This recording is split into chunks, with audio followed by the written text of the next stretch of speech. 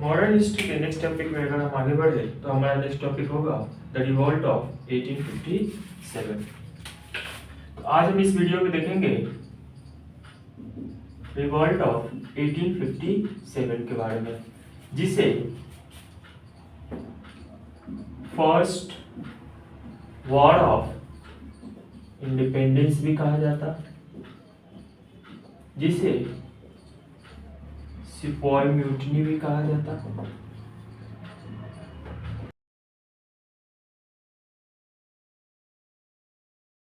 अठारह की क्रांति की यदि हम बात करें तो यह भारतीयों के द्वारा अंग्रेजों के विरुद्ध पहला सबसे बड़ा मास मूवमेंट था। हालांकि यह सबसे पहला तो नहीं था, इससे पहले भी इंडियंस के द्वारा अंग्रेजों के खिलाफ विद्रोह हो चुके थे।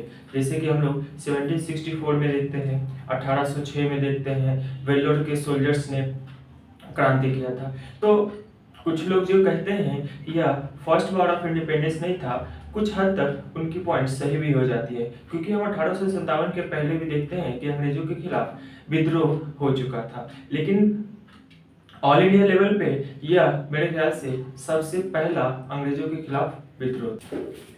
1857 की क्रांति के कॉजेज की यदि हम बात करें तो कोई एक कॉज तो नहीं था इस क्रांति के। इस क्रांति को होने में कई सारे कॉजेज सामने आते हैं। तो देखते हैं उन कॉजेज में सबसे पहला था पॉलिटिकल, दूसरा एडमिनिस्ट्रेटिव, मिलिट्री, इकोनॉमिक और पांचवा सोशियो कल्चरल रिलीजियस कॉजेस। इस तरह से हम लोग टोटल 5 पॉइंट में हम लोग देखेंगे कि इस क्रांति के होने के कॉजेस क्या थे। तो अगर हम इस क्रांति के पॉलिटिकल कॉज की बात करें तो हमें देखने को मिलता है कि डलहौजी के द्वारा जो डॉक्ट्राइन ऑफ लैप्स लाया गया, हालांकि इसका मतलब है हड़प नीति,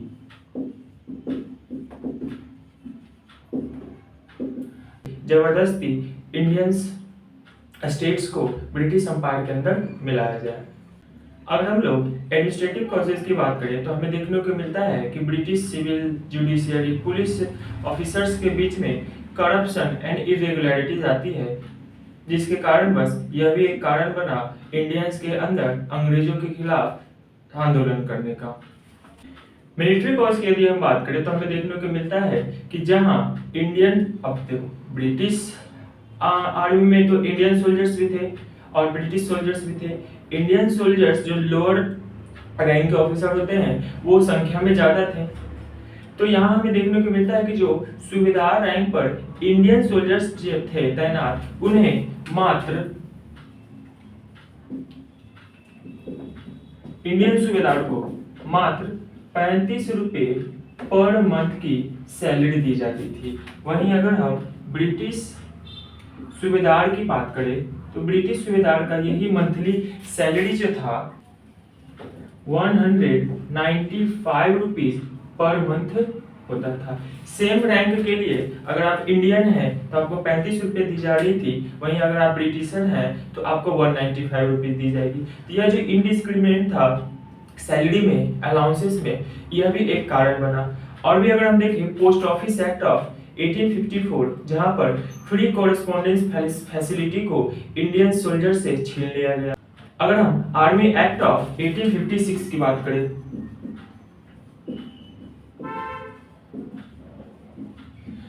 आर्मी एक्ट ऑफ 1856 की यदि हम बात करें तो यहाँ पर इंडियन सोल्जर्स को यह मैंडेटरी कर दिया गया कि आप ओवरसीज में रह के काम करेंगे ही करेंगे।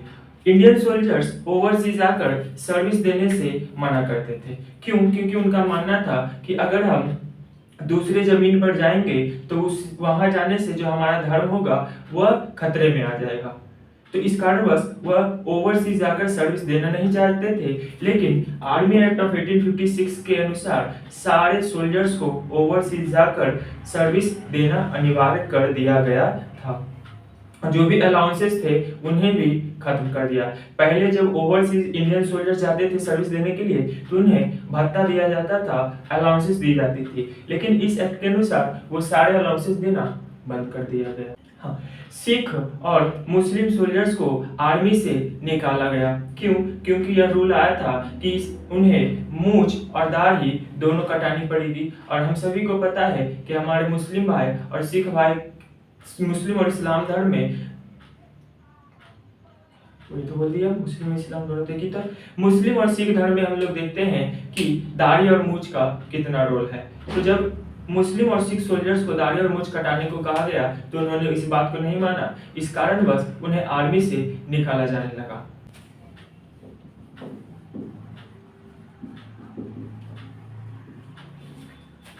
अवध इशू की यदि हम बात करें तो हमें देखने को मिलता है कि डलहौजी के द्वारा अवध को भी ब्रिटिश एम्पायर में शामिल कर लिया जाता है, यह कहकर कि अवध में मिस रूल चल रहा है, एडमिनिस्ट्रेशन अच्छे से नहीं चल रहा है। हालांकि उस समय ब्रिटिश आर्मी में अवध रीजन से कई सारे सोल्जर्स तैनात थे, जिस कारण बस हमें देखने को मिलता है कि जो अवध रीजन से सोल्जर्स थे उन्होंने अंग्रेजों के खिलाफ विद्रोह कर दिया। जिस तरह से हमने देखा कि 1857 की क्रांति के होने में मिलिट्री के क्या क्या कारण थे। अब अगर हम इकोनॉमिक कॉजेज की बात करें तो सभी को पता है कि ब्रिटिशर्स इंडिया आए क्यों थे। दे केम इंडिया एज एन ट्रेडर्स, लेकिन वह यहाँ आकर इंडिया को लूटना स्टार्ट कर देते हैं। इंडिया उनके लिए एक मार्केट बनता है, ऐसा मार्केट जहां से वो सस्ते दाम पे रॉ मटेरियल्स को उठाते, उसे यूरोप भेजते और वहां से फाइनल गुड्स तैयार करके इंडिया के मार्केट में महंगे दामों पर बेचते। इंडिया ब्रिटिशर्स के लिए मात्र एक मार्केट बन चुका था, और इंडिया की इकोनॉमी बर्बाद करने के लिए अंग्रेजों ने कई सारे पॉलिसीज को लाई, जैसे कि बंगाल के रीजन में, बंगाल, बिहार, उड़ीसा के रीजन में परमानेंट सेटलमेंट लागू किया गया, जहां पर जमींदार की मदद से इस रीजन से टैक्स कलेक्शन का काम हुआ। इसे लागू लॉर्ड कॉर्नवालिस ने किया था। फिर वहीं अगर हम महलवाड़ी सेटलमेंट की बात करें तो महलवाड़ी सेटलमेंट में हम लोग देखते हैं कि हमारा जो इंडिया का नॉर्थ वेस्ट फ्रंटियर प्रोविंस था वहां पर महलवाड़ी सेटलमेंट लाया गया, लॉर्ड मैकेंजी।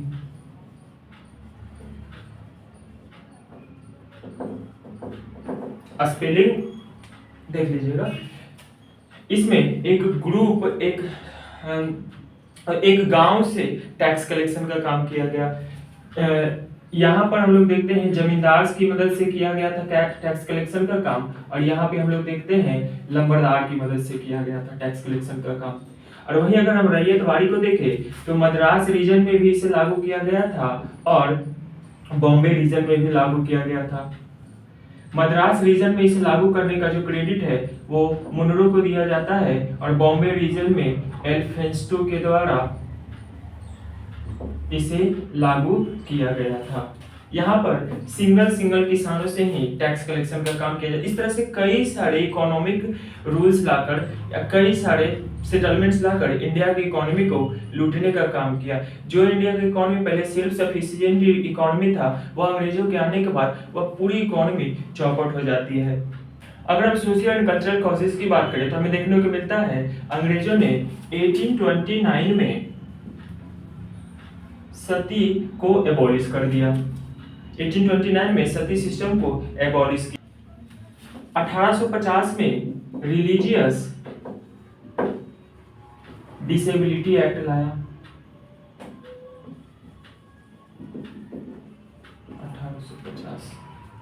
1850 में ही विडो रीमैरिज एक्ट लाया गया। 1856 में हिंदू सक्सेशन एक्ट लाया गया।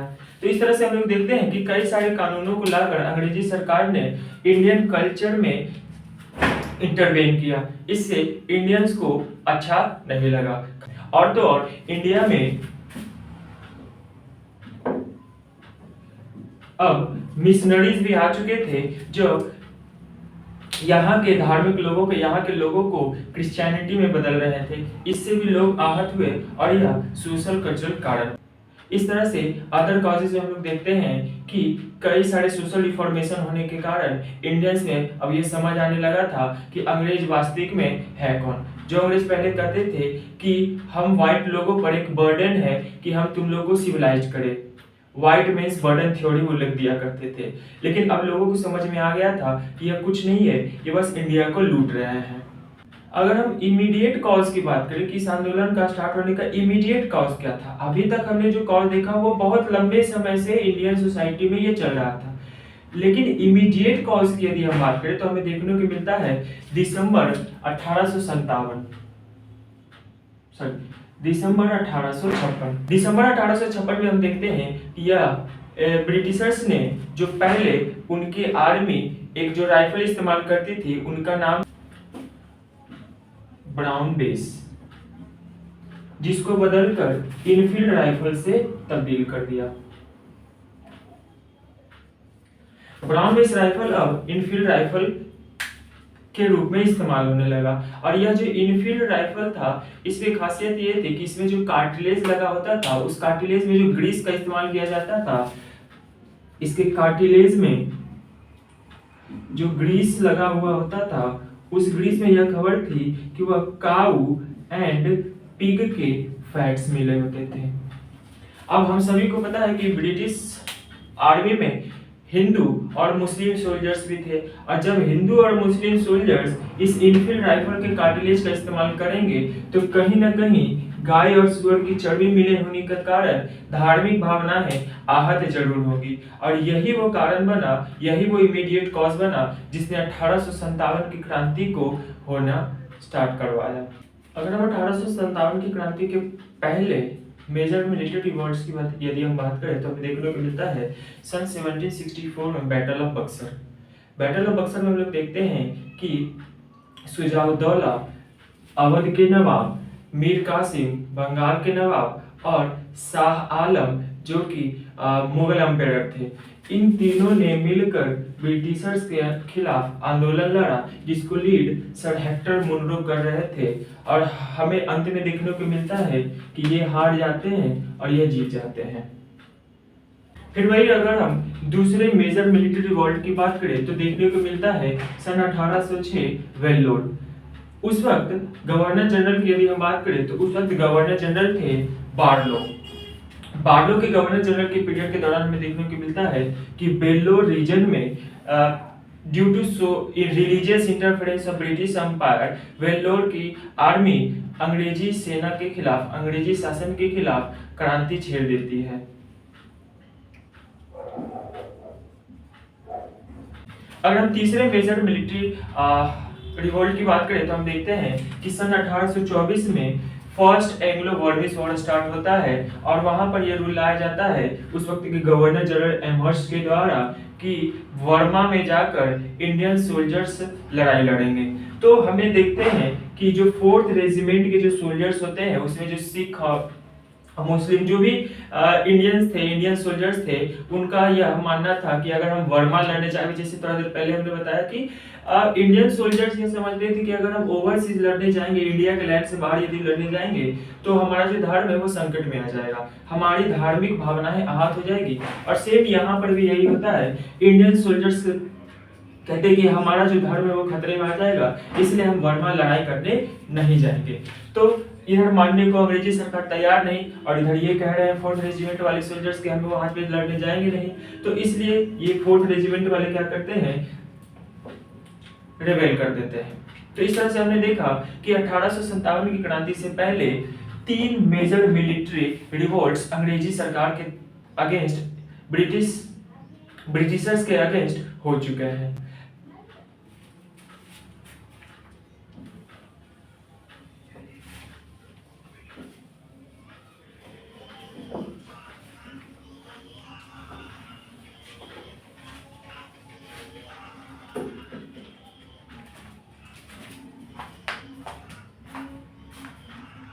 अगर हम ओरिजिन एक्सपेंशन की ओर देखें तो हम देखते हैं कि जनवरी 1857 में सबसे पहली बार ये खबर आती है ग्रीस्ड कार्टिलेज का। वो जो एनफील्ड राइफल में जो ग्रीस्ड कार्टिलेज लगाई जाने वाली थी, उसका सबसे पहला न्यूज जनवरी 1857 में दमदम से आता है। फिर हम आगे एक्सपेंशन में देखते हैं कि फरवरी 1857 में बहरामपुर, फिर मार्च 1857 में देखने को मिलता है बैरकपुर में, जहाँ 34th Bengal native infantry regiment में जो मंगल पांडे सर्व कर रहे होते हैं, उन्होंने 29 मार्च 1857 को इस ग्रीस्ड कार्टिलेज के खिलाफ आवाज उठाया और उसमें हड़प झड़प भी हुआ मंगल पांडे और उस वक्त के जो ब्रिटिश कमांडिंग ऑफिसर थे बैरकपुर के, जिनका नाम था मेजर हियर से। इस झड़प में मेजर हियर से बहुत घायल रूप से इंजर्ड हो जाते हैं और उसके बाद 8 अप्रैल 1857 को मंगल पांडे को सूली पर लटका दिया जाता है। और फिर जब यह खबर कि मंगल पांडे को इस कारण वजह से सूली पर लटका दिया जाता है, तो जब यह खबर कि मंगल पांडे को सूली पर लटका दिया गया है, तो इस खबर ने पूरे भारत में एक इमीडिएट कॉज का कारण बना। इस पेंशन में अगर हम आगे देखें तो हम देखते हैं कि 10 मई 1857 का यह विद्रोह मेरठ तक पहुंच जाता है। मेरठ में जो 3rd कैवेलरी रेजिमेंट के सोल्जर्स थे, उन्होंने आंदोलन कर दिया। फिर वही अगले दिन 11 मई 1857 को यह दिल्ली में पहुंचता है। इंडियंस ने उस वक्त के लास्ट मुगल एम्परर बहादुर शाह जफर को अपना लीडर घोषित किया, लेकिन इंपेरर ऑफ इंडिया घोषित किया, लेकिन बहादुर शाह जफर की उम्र और रिसोर्सेज की कमी होने के कारण बस वह बहुत बड़े रूप में सपोर्ट नहीं कर पाते हैं। लेकिन उन्होंने बख्त खान को दिल्ली का कमांडिंग ऑफिसर नियुक्त किया और उसे एक टाइटल भी दिया, साहब ए आलम बहादुर।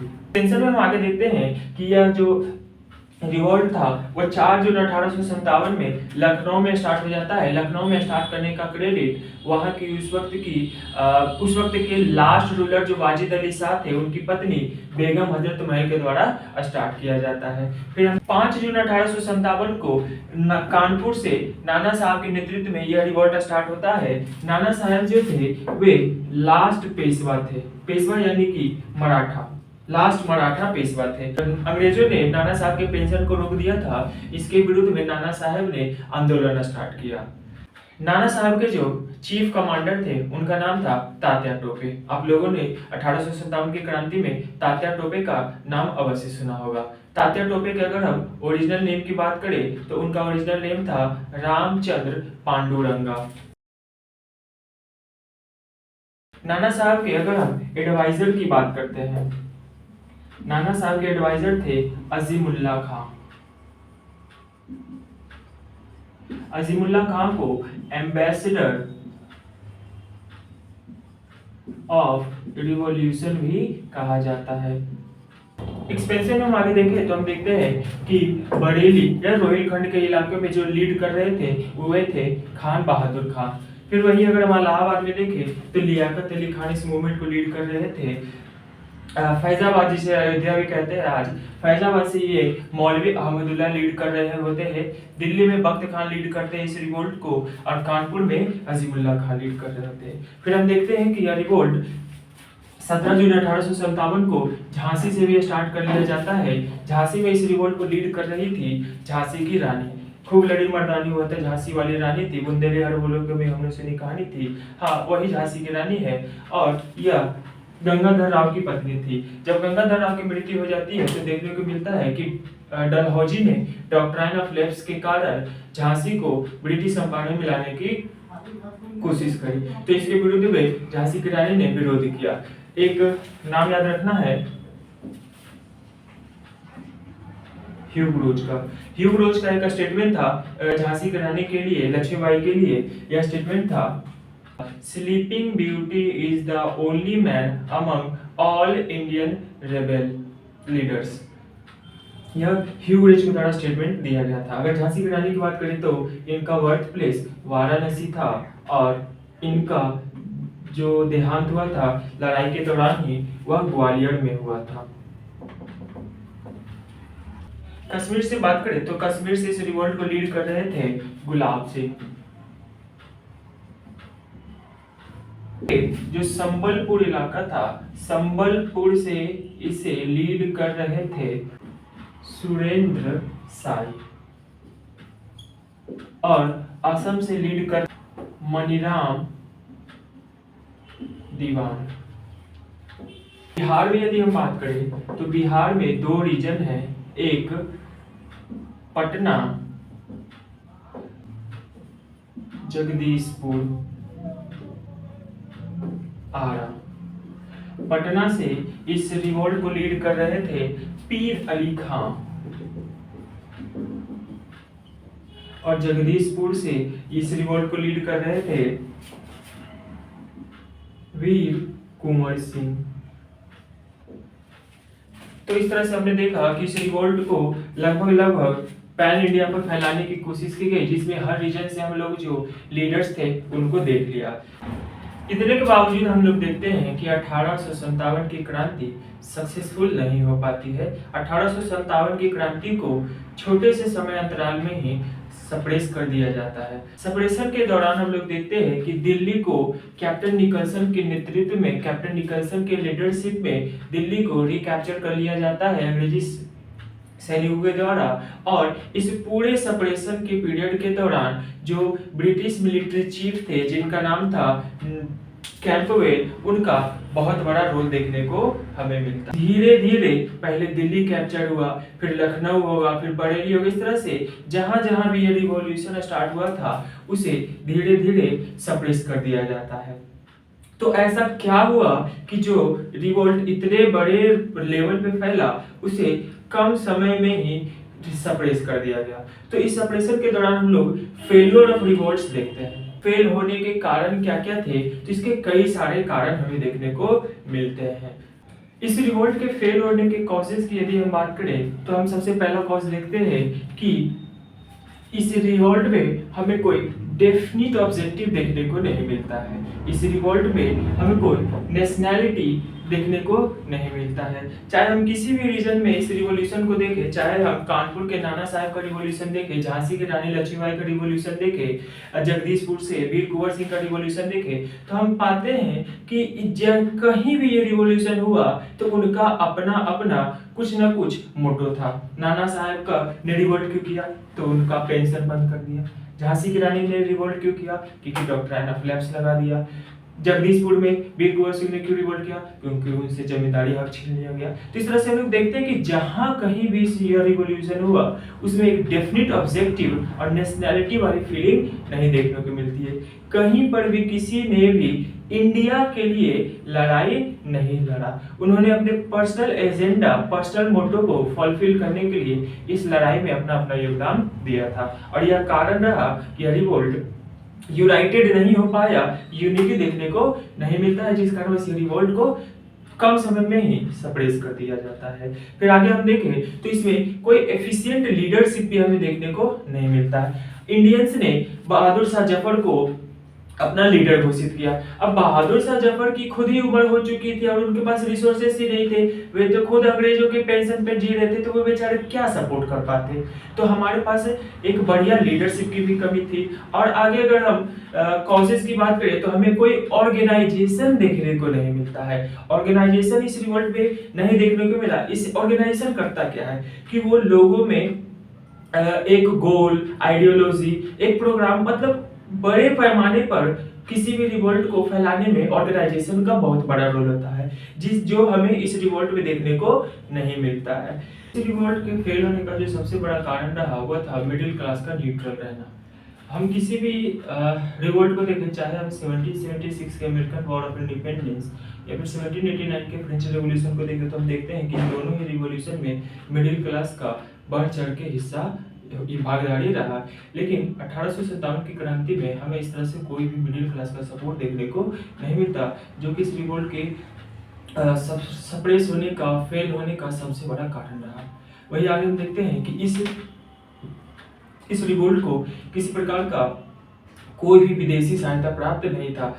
अमेरिकन वॉर ऑफ इंडिपेंडेंस में हम देखते हैं कि अमेरिकी को फ्रांस और कई सारे यूरोपियन कंट्रीज की सहायता मिली, लेकिन इंडिया में कोई भी हमें फॉरेन सपोर्ट देखने को नहीं मिलता है। अगर हम और दूसरे एस्पेक्ट्स की बात करें तो हम देखते हैं कि इंडिया के कंपैरिजन में ब्रिटिश मिलिट्री वेल इक्विप्ड थे, बहुत ज़्यादा पावरफुल थे। इस तरह से हम लोग देखते हैं कि यह सारे कारण बनते हैं इस रिवोल्ट के फेल हो जाने का। जिसमें हालांकि यह रिवोल्ट फेल हो चुका था, लेकिन भारत के नेशनल मूवमेंट में इस रिवोल्ट के कुछ इम्पैक्ट्स पड़े। जैसे सबसे पहला इम्पैक्ट की यदि हम बात करें तो एंड ऑफ मुगल रूल। इसी रिवोल्ट के बाद जब बहादुर शाह जफर को कैप्चर कर लिया गया और उन्हें रंगून भेज दिया गया, तो हाँ हम देखते हैं 1862 में इनकी मृत्यु हो जाती है और भारत में मुगल रूल खत्म हो जाता है। 1 नवंबर 1858 में इलाहाबाद में लॉर्ड कैनिंग क्वींस प्रोक्लेमेशन पढ़ते हैं और इसी के साथ भारत में कंपनी रूल खत्म हो जाता है और अब इंडिया का जो शासन व्यवस्था था वो डायरेक्ट अब क्राउन के अंदर आ चुका था। अब इंडिया में वाइसराय बनते हैं, पहले गवर्नर जनरल हुआ करते थे, अब वाइसराय बनेंगे, जो सबसे पहले वाइसराय लॉर्ड कैनिंग बनते हैं। तीसरे रिलेटेड चेंजेस की यदि हम बात करें तो हम देखते हैं कि पील कमीशन लाता है। पील कमीशन ने अपने रिपोर्ट में कई सारी बातें कही, जिसमें कि इंडियंस की संख्या को घटा देना चाहिए और इंडियंस की जो सर्विस है वो ओवरसीज में ज़्यादा होनी चाहिए और इंडिया में ब्रिटिश सोल्जर्स की संख्या को बढ़ा देनी चाहिए। इंडियन आर्मी में जो ज़्यादा रिवॉल्यूशन करने वाले जो गुट थे, जैसे कि सिख, मुस्लिम और जो भी राजपूत वाले थे, उनकी संख्या कम कर दी गई और गोरखा रेजिमेंट, इस तरह से कई सारे रेजिमेंट को बनाया गया। और भी कुछ सोशल, पॉलिटिकल, इकोनॉमिक चेंजेस आते हैं और सबसे खास इसका इम्पैक्ट पड़ा। अब ब्रिटिश समझ चुके थे कि इंडिया को और अगर गहराई में जाकर शासन वहाँ करना है इंडियंस पे, तो हमें डिवाइड एंड रूल पॉलिसी को अपनाना होगा। यानी कि 1857 की क्रांति में ब्रिटिशर्स ने देख लिया था कि हिंदू मुस्लिम यूनिटी इंडिया में बहुत है और उस यूनिटी को तोड़ना जरूरी है, तो इसलिए उन्होंने डिवाइड एंड रूल पॉलिसी को इस बात से वैसे पॉलिसी में 1757 से लेकर 1813 तक जो तो पॉलिसी ब्रिटिशर्स फॉलो करते थे वो रिंग फेंस पॉलिसी। फिर 1813 से लेकर 1857 तक जो policy of subsidiary alliance, subsidiary नहीं, सबऑर्डिनेट अलायंस, सबऑर्डिनेट अलायंस, यानी कि डॉक्ट्राइन ऑफ लैब्स। 1857 से 1935 तक जो पॉलिसी रहा वह था सबऑर्डिनेट यूनियन, और 1935 से 1947 तक जो पॉलिसी था पॉलिसी ऑफ यूनिफॉर्म या फेडरेशन। तो इस तरह से 4 फेजेस में अलग अलग पॉलिसी को फॉलो किया गया। अगर हम नेचर ऑफ रिवॉल्ट की बात करें तो हम इसमें 2 एस्पेक्ट पढ़ेंगे, एक जो ब्रिटिशर्स मतलब फॉरेनर्स के द्वारा कहा गया वो, और एक इंडियंस के द्वारा जो बताया गया वो। तो अगर हम बात करें सबसे पहले जॉन लॉरेंस एंड सीले के द्वारा 1857 की क्रांति को सेपॉय म्यूटिनी कहा गया। वही हम देखते हैं कि जेम्स ऑटम और डब्ल्यू टेलर के द्वारा इसे हिंदू मुस्लिम कॉन्स्पिरेसी कहा गया। हम होल्म्स के द्वारा देखते हैं कि होल्म्स ने कहा कि यह conflict between civilised and barbarian थे। होल्म्स ने क्या कहा, यह जो लड़ाई था वो एक सिविलाइज्ड और एक बारबेरियन के बीच में लड़ाई था। रीच क्या कहते हैं कि ये क्रिश्चियनिटी के विरुद्ध लड़ाई है। और ये जो बेंजामिन डिज़रायली थे, ये उस वक्त के ब्रिटिश पार्लियामेंट के अपोजिशन लीडर थे। उन्होंने कहा कि यह एक प्लान्ड नेशनल रिवोल्ट था, ये कोई ऐसे वैसे कुछ नहीं हो गया, ये एक प्लान किया हुआ नेशनल रिवोल्ट था। तो ये सब जो थे वो फॉरेनर, उनका यह मानना था इस लड़ाई के लिए, इस विद्रोह का। अगर हम इंडियंस की बात करें तो इंडिया में हम देखते हैं कि वी डी सावरकर ने इसे फर्स्ट वॉर ऑफ इंडिपेंडेंस कहा है। एस एन सेन जो है उन्होंने 1857 की क्रांति पर इंडिया का ऑफिशियल डॉक्यूमेंट लिखा है जो 1947 में 1857 के नाम से पब्लिश होता है। अच्छा, इस 1857 की क्रांति का इतिहास लिखने के लिए सबसे पहले आरसी मजूमदार को कहा गया, लेकिन इन्होंने कहा कि भैया ये ना तो पहला है, ना तो नेशनल है और ना ही वॉर ऑफ इंडिपेंडेंस है। एसेंशियल ने क्या कहा, ये वॉर ऑफ इंडिपेंडेंस तो है बट वो नेशनल नहीं है। ठीक, वहीं अगर हम अशोक मेहता की बात करें, इन्होंने कहा great rebellion. Sir Syed Ahmad Khan की बात करें तो सर सैयद अहमद खान ये वो पहले व्यक्ति हैं जिन्होंने 1857 की क्रांति पर बुक लिखा था। इनका जो बुक था वो 1859 में प्रकाशित हुआ था। इन्होंने कहा था सिपॉय म्यूटिनी। वही अगर हम एसबी चौधरी की बात करें तो एसबी चौधरी ने इसे mutiny of sepoy and civilian दोनों कहा था। इस तरह से हमने देखा कि फॉरेनर्स के द्वारा ये बातें कही गई और इंडियंस के द्वारा ये बातें कही गई।